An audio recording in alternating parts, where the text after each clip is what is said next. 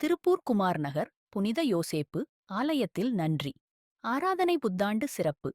திருப்பலி பங்குத்தந்தை Henry Lawrence அடிகளார் தலைமையில் அருட்தந்தையர்கள் ஜோடேனியல் Maria Anthony Peter அடிகளார் தலைமையில் கூட்டு திருப்பலி நடைபெற்றது.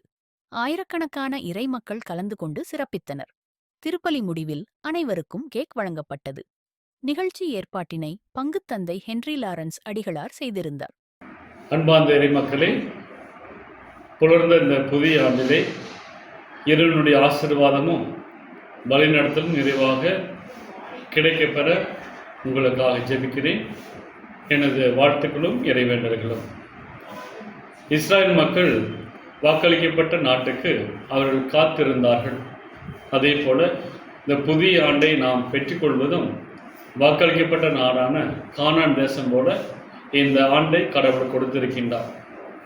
இந்த ஆண்டிலே கானான் தேசம் எவ்வாறு பாலும் தேனும் பொழிகின்ற இடமாக இருந்ததோ அதே போல நமது வாழ்வும் இறைவனுடைய ஆசீர்வாதத்தாலும் நமது உழைப்பாலும் நமது வாழ்வை செழித்தோங்க இந்த ஆண்டு நமக்கு இறை ஆசிரியரின் ஆண்டாக அமைய இந்த நாளிலே நாம் முயற்சிப்போம். இன்றைய நாளிலே திரு அவையானது அன்னை மரியாளை கடவுளின் தாய் என கொண்டாடுகின்றது. இறைமகன் இயேசு அவர் மனிதனாக பிறந்தார். ஆகவே அவர் மனிதன் மட்டும்தான் என்கின்ற நிலையில் ஒரு குழுவினர் தர்க்கம் செய்தனர். ஆகவே அன்னை மரியாள் இயேசுவின் மனித உடலுக்கு மட்டும்தான் தாய்.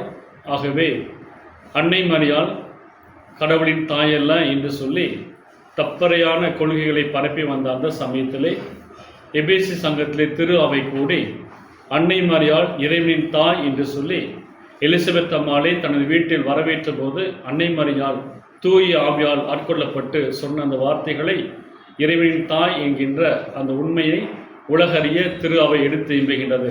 ஆகவேதான் ஜனவரி மாதத்தின் முதல் தேதி ஆண்டினுடைய முதல் நாளிலே அன்னையினுடைய பரிந்துரையை நாட திரு அவை நம்மை அழைக்கின்றது.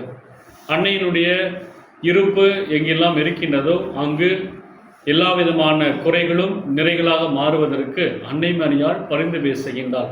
ஆகவே இந்த ஆண்டு நமது வாழ்வு நிறைவாக இருப்பதற்கு அன்னை மரியாளுடைய பரிந்துரையை நாடுவோம்.